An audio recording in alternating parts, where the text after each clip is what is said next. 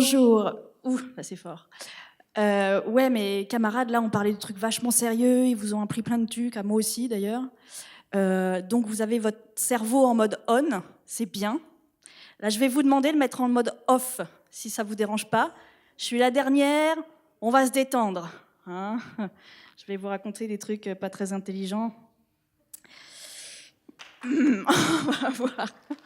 Alors, les astronautes, des héros très humains. Voilà, c'est le titre. Comment... J'ai rien dit encore, j'ai pas dit de conneries pour le moment. Ça va pas tarder. Ouais, en fait, moi je voudrais vraiment faire l'aller-retour.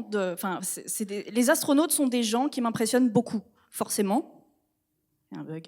Parce que c'est des gens exceptionnels qui vont dans l'espace, donc déjà c'est incroyable. Mais il y en a 550 dans le monde. Il y en a eu 550 dans le monde. Donc c'est un métier très peu couru. Disons qu'il y a beaucoup d'appelés pour peu d'élus. Mais il faut savoir que ce sont quand même des gens qui restent humains, comme vous et moi, avec les problèmes qu'on a tous. Voilà, on va partir là-dessus. Donc alors le premier astronaute que je voudrais vous présenter, c'est Alexeï Leonov. Alors Alexeï Leonov, il est soviétique. Enfin, il est russe maintenant, parce qu'il n'est toujours pas mort, mais l'URSS n'existe plus. Alors, Alexeï Leonov, c'est le premier être humain à être allé dans l'espace, tout seul, dans sa combinaison. Gagarine a été le premier humain à être allé dans l'espace au sein d'une capsule, d'un vaisseau spatial. Leonov, lui, il est sorti. C'est le premier humain à avoir fait une sortie extravéhiculaire. C'était le 18 mars 1965, peut-être pas, voilà, première connerie. Non, mais c'est Nota Bene, là, il m'a troublé avec ses 10e siècle, 11e siècle, 12e siècle. Je ne sais même plus. Donc 18 mars 1965, première sortie extravéhiculaire. Et vous imaginez bien que dans les années 60, c'était pas encore très au point, c'était la première, bon, c'était un peu compliqué. Et voilà, c'est une image de lui. Alors ça, évidemment, c'est pas une image... La caméra qui était sur le vaisseau était en noir et blanc. Elle a été colorisée après, on est en 1965, je le rappelle. Donc elle a été colorisée après, mais c'est une vraie image d'un film qui a été tourné du premier homme dans l'espace. Donc il est relié évidemment au vaisseau avec une espèce de cordon ombilical, enfin voilà. Donc en fait... c'était de ce genre de truc qu'il est sorti. Alors je ne ferai aucun commentaire sur la forme un petit peu... Je ne ferai pas de commentaires, donc. Mais vous voyez, il y a la capsule avec le pilote qui est à l'intérieur, et donc l'astronaute qui doit sortir dans l'espace, qui doit passer à travers ce sas. Donc c'est pas les sas des films de science-fiction hein, qui sont super blancs, on appuie sur un bouton, ça ouvre une porte, ça fait bzzz. Non. Hein. Ça se passe pas comme ça dans la réalité, surtout la première fois.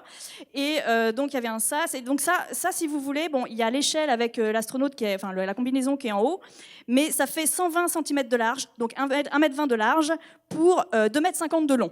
Donc vraiment, il n'y a pas beaucoup de marge de manœuvre.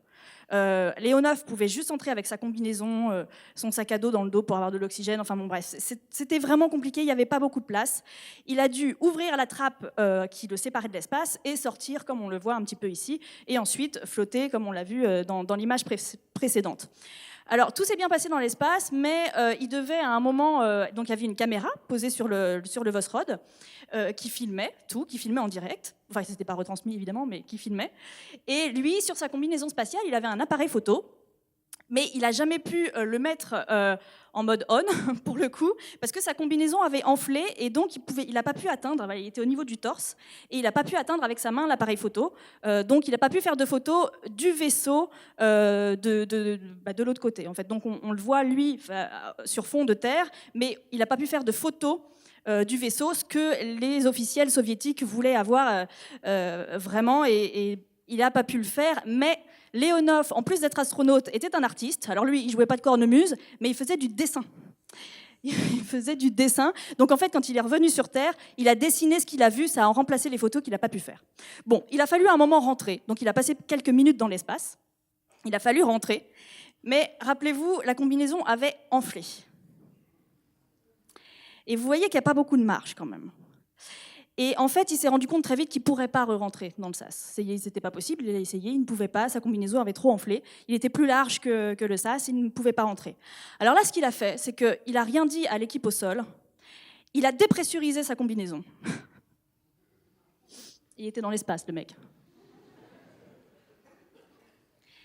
Il n'a pas pensé du tout à la petite pilule qu'on lui avait donnée pour se suicider en cas de problème. Non, non. Il a dépressurisé sa combinaison pour désenfler la combinaison et est rentré dans le sas. Il s'est aidé de la main courante, il a tiré comme un fou et il est rentré surtout les pieds en avant, alors que c'était contraire aux ordres. Il devait rentrer la tête la première pour pouvoir ensuite re-rentrer dans la capsule. Donc il a dépressurisé sa combinaison, il est rentré les pieds en avant, en tirant comme un fou. Et donc il est rentré, il a pu refermer la trappe derrière lui, et ensuite il a fallu qu'il se retourne dans le sas. Vous voyez la largeur du truc, mais il ne s'est pas retourné dans le sens de la largeur, il s'est retourné dans le sens de la longueur. Et ça a été un effort tellement intense qu'en quelques minutes, sa température a augmenté de 1,8 degrés, qu'il était au bord de la crise cardiaque, parce qu'il avait des capteurs, il était au bord de la crise cardiaque, et il a perdu 6 litres de sueur. Voyez le gars, quoi. On peut dire que c'est un héros. Parce qu'il s'en est sorti, donc il a pu se retourner, refermer la trappe dans l'autre sens et rejoindre son camarade qui était dans la capsule. Et ensuite, ils sont rentrés sur Terre. Ça ne s'est pas très bien passé, mais peu importe, ils étaient vivants. Et voilà, il s'est retrouvé sur la terre ferme avec 3 litres de flotte jusqu'aux genoux, parce que c'était sa sueur, quoi. Donc Léonov, on peut dire que c'est un héros. Hein. On peut dire que c'est un héros.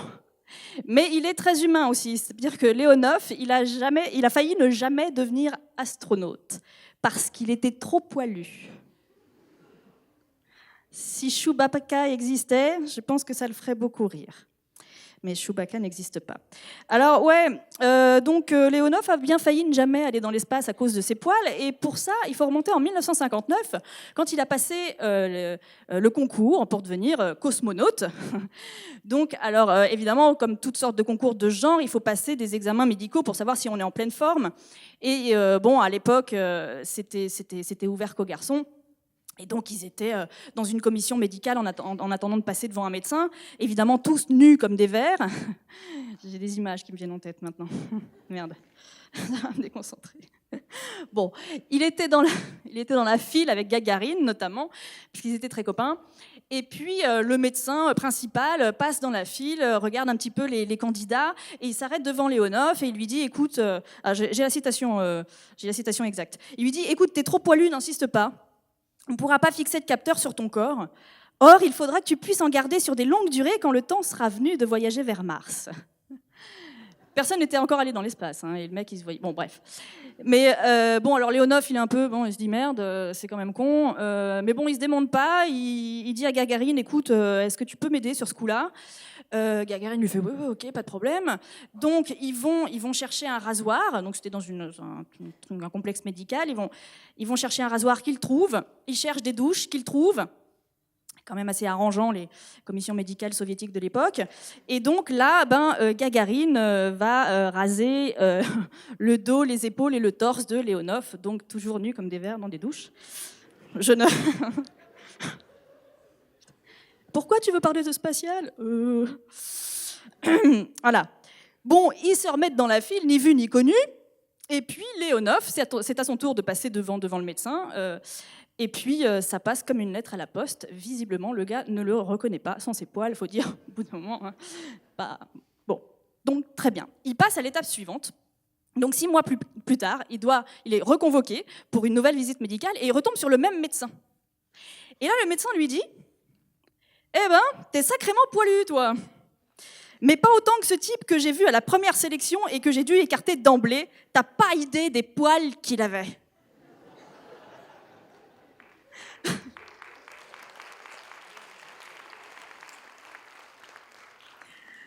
Léonov avait un peu idée, mais il ne l'a pas dit au médecin, il a fait profil bas sur ce coup-là. Et il a bien fait parce que du coup, c'est passé encore comme une lettre à la poste. Il a été sélectionné dans le corps des astronautes, des cosmonautes pour le coup.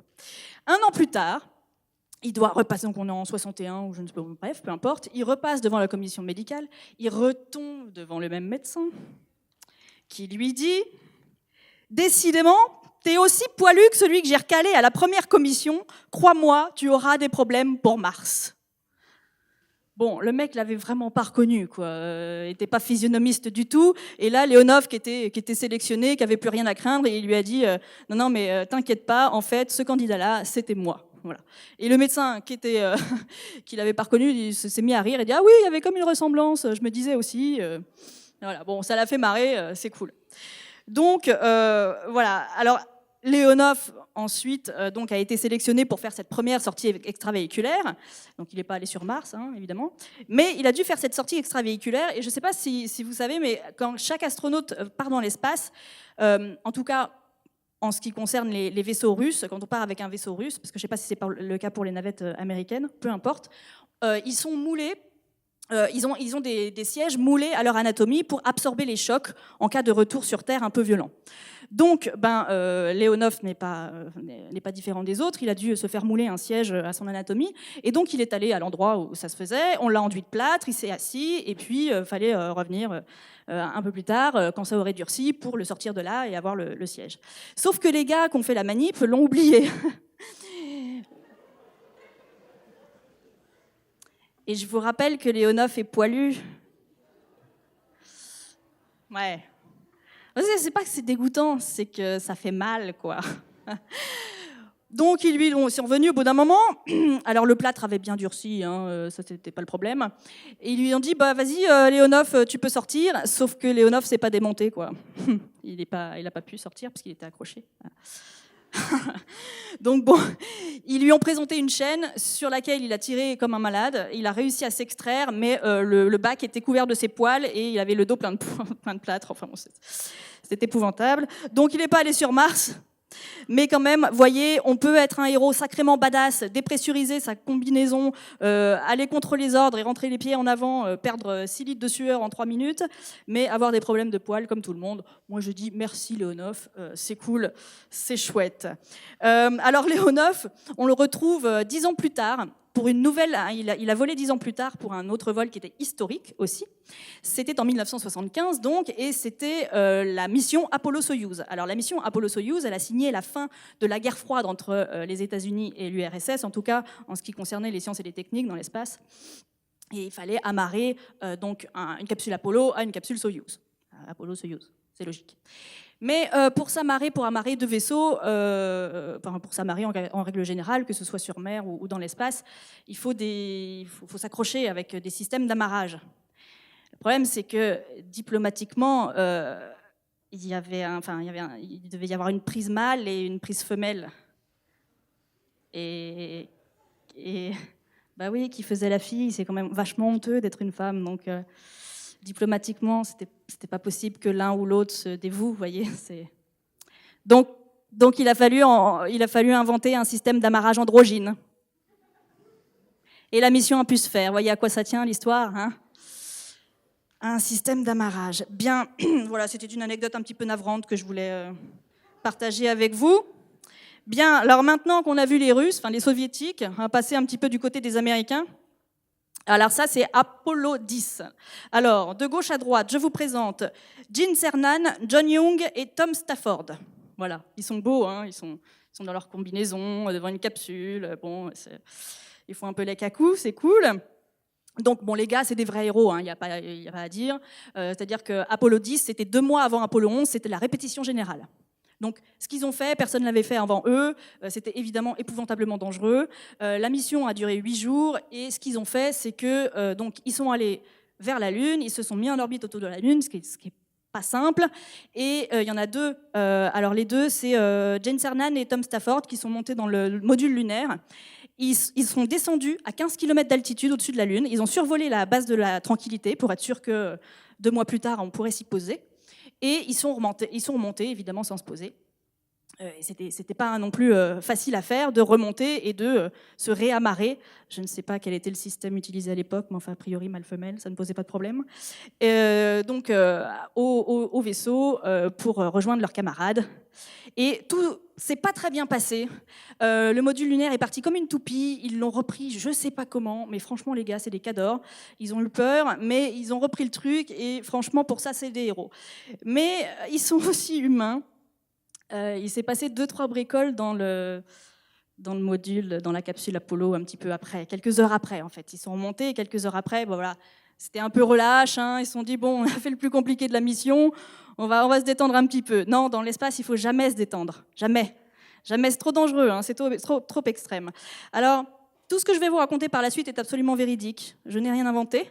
Vous pouvez le vérifier vous-même, c'est en ligne, ça a été déclassifié par la NASA il y a quelques années. Il y a les retranscriptions de tous les échanges dans les capsules Apollo, qui ont été donc retranscrits à la main, tapés à la machine à écrire, c'est rigolo comme tout. Donc, tout est véridique. Alors, à un moment, dans ces retranscriptions, il y a Tom Stafford, qui est le commandant de la mission, qui dit « Mais qui a fait ça ?» Alors, on n'a pas d'image, c'est des retranscriptions audio, vous voyez, pas d'image. Qui a fait ça ? John Young répond, mais qui a fait quoi? Parce que visiblement, dans la capsule, il ne voyait pas de quoi il parlait non plus. Gene Cernan fait quoi? Et Tom Stafford reprend, qui a fait ça?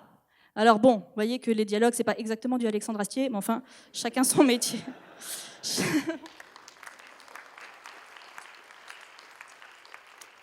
Alexandre Astier n'est pas allé dans l'espace, donc il peut avoir du talent dans l'écriture. Donc voilà, donc on ne sait toujours pas de quoi. En fait, il se trouve que il y avait un caca. Voilà. Bon appétit. Un caca qui flottait dans la capsule Apollo. Voilà. Alors finalement, peut-être qu'heureusement qu'on n'a pas d'image, parce que je ne suis pas sûre de vouloir voir ça, moi, personnellement. Alors, tout de suite, John Young a dit « c'est pas moi ». Moi, je trouve ça quand même un petit peu louche qu'un gars à qui on ne demande rien dise que c'est pas lui. Bon, alors bon, admettons que c'est pas lui. Et Tom Stafford répond que le sien était, je cite, un peu plus collant que ça.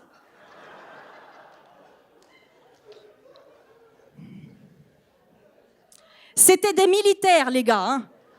Triés sur le volet et tout, bon.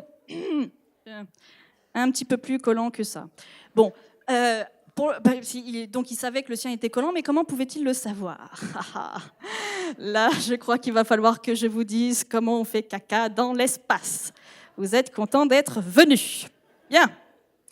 Alors, déjà, pour se rendre compte un petit peu, une mission Apollo dans une capsule Apollo, c'est donc une colocation à 3 dans un espace habitable de 6,2 mètres cubes pendant 8 jours.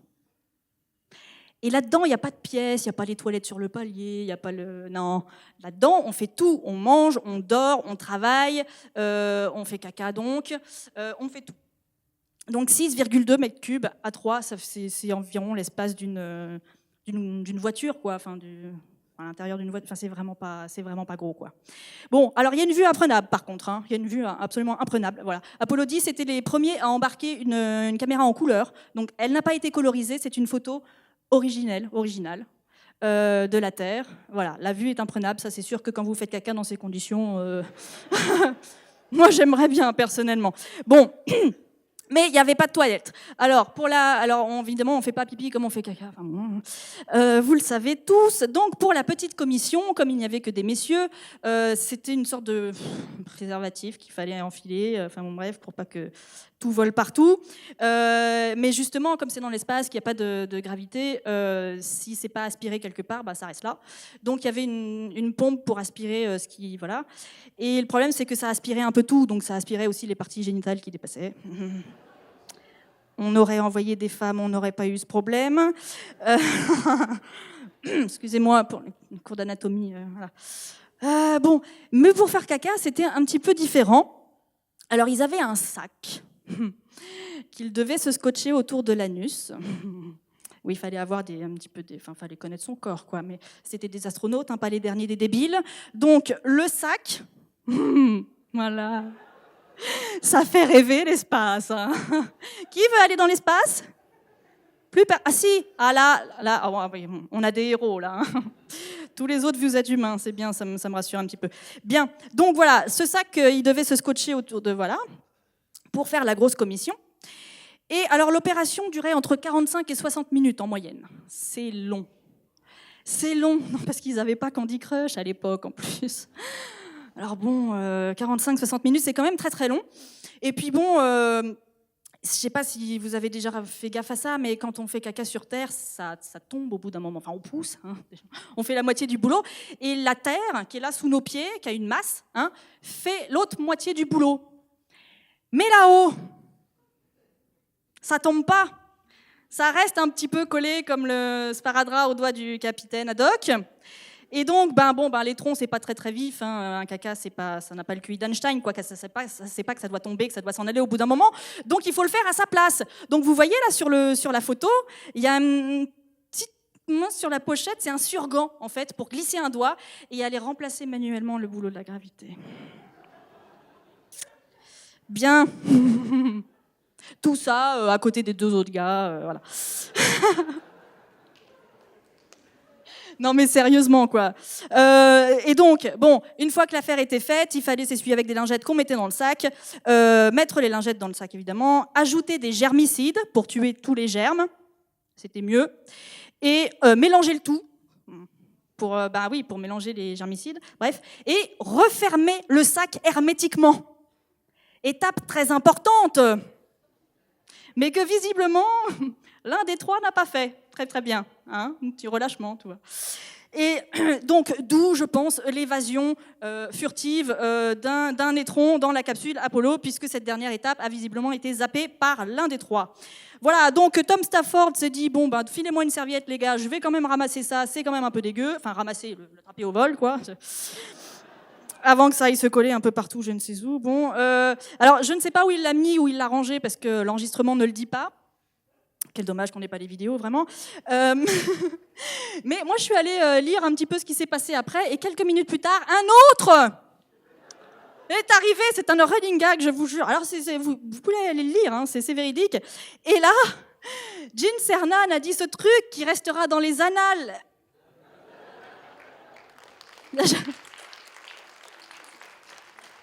C'est contractuel, c'est vanne pourrie, j'étais obligée.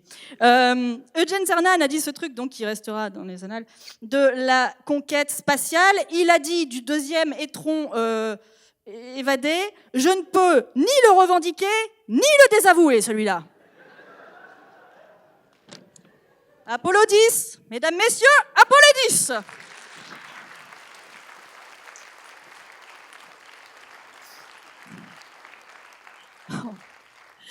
J'ai vu lundi dernier, j'étais au CNES pour voir Jean-François Clairvoy, qui est un des astronautes français, et donc il a commencé à me raconter ses histoires de caca aussi, et je lui ai dit que je connaissais celle-là, ça l'a fait beaucoup rire. Ah oui, Jean-François Clairvoy, voilà, c'est une photo de crâneuse, hein, je me suis dit, c'est moi qui fais le PowerPoint, c'est moi qui décide, voilà. C'était il y a quelques années, cela dit, c'était pas lundi. J'ai quelques années de moins. Mais donc, il m'a confirmé que le sac que vous avez vu, que je vous ai montré, existait toujours, et il est toujours en backup il était toujours en backup dans les navettes spatiales américaines, puisque lui, il a fait 3 vols. Il a volé 3 fois dans les navettes, et au cas où les toilettes tombent en panne, il y avait encore les sacs qu'ils utilisaient à l'époque des missions Apollo. Donc voilà, ils existent toujours, au cas où, si vous vous inquiétiez pour les astronautes en cas de défaut de plomberie. Sachez-le. Et donc, il m'a expliqué un petit peu comment on faisait caca maintenant dans l'espace, dans l'ISS, hein, que vous pouvez voir passer régulièrement la nuit s'il fait beau. Donc, c'est des toilettes un petit peu comme ici. C'est à peu près, on s'assied sur un truc. Sauf que le trou est beaucoup plus étroit. Hein, c'est un trou rond, mais il fait à peu près ça de large. Donc, il faut bien viser. Et quand ils s'entraînent, les gars, parce que oui, quand on s'entraîne pour être astronaute, il y a les trucs un peu classe. On est dans une combinaison spatiale, on va dans une piscine olympique, et puis on répare l'ISS dans l'eau pour remplacer la pesanteur et tout. Mais il y a aussi comment faire caca dans l'espace, quoi. Et donc là, il s'assied sur des reconstitutions de toilettes. Et au fond des toilettes, il y a une caméra. Ils ont un... Ouais, c'est ce que vous pensez, ouais. Ils ont un moniteur, et donc ils voient si... ils mettent leur anus au milieu du... Voilà. Et ils voient au niveau des cuisses à peu près ou comment ils... Enfin, voilà. Parce que là-haut, il n'y a pas de caméra. Donc ils s'entraînent en bas et... Soyez astronaute, qui disait. Bref, c'est là qu'on se dit que les gars sont humains quand même, mais Jean-François Clairvoy, ça reste un héros, il a fait 3 vols, et le mec a réparé Hubble. Moi, je dis, c'est la classe. Hein. C'est la classe. Et... ouais. Et il pilotait le bras robotique, enfin c'est absolument hallucinant, sur lequel donc, il a attrapé Hubble, il l'a mis dans la navette, et après il y avait ses petits camarades dehors qui étaient fixés les pieds au bout du bras, et lui il pilotait le bras. Et en plus, il s'est quand même offert le kiff. Non, parce que déjà, donc, il est en apesanteur dans sa navette, il a vu sur la Terre, il pilote un bras robotique, il répare un télescope spatial qui coûte 2,5 milliards de dollars, et les gars au sol lui disent « Oh, t'inquiète, c'est que 2,5 milliards de dollars que tu as entre les doigts. » Et le gars, il a quand même décidé de se faire un autre kiff, c'est-à-dire qu'il a communiqué avec les gars dans l'espace, avec les dialogues de Star Trek, quand même. Bon, et dernier astronaute, moitié humain, moitié héros, c'est Thomas Pesquet. C'est le 10e astronaute français, il partira dans l'espace en novembre. Alors lui, qu'est-ce que je vous dis, il est beau, déjà. Il est gentil, il est sympathique, il est doué, il joue du saxophone, il est ceinture noire dans, je sais pas, 3 sports. Il fait 12 000 autres sports, il parle 12 langues, c'est agaçant, les gens comme ça.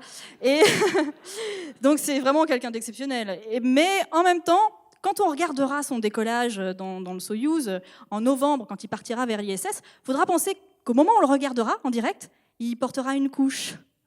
Voilà, ça remet un petit peu les choses à leur place et ça me fait plaisir. Donc voilà, tout ça pour vous dire que ces gens-là ont beau être des héros, ils sont humains quand même. Et nous qui sommes humains, je suis sûre qu'on peut être des héros aussi à notre échelle et surtout aussi au féminin.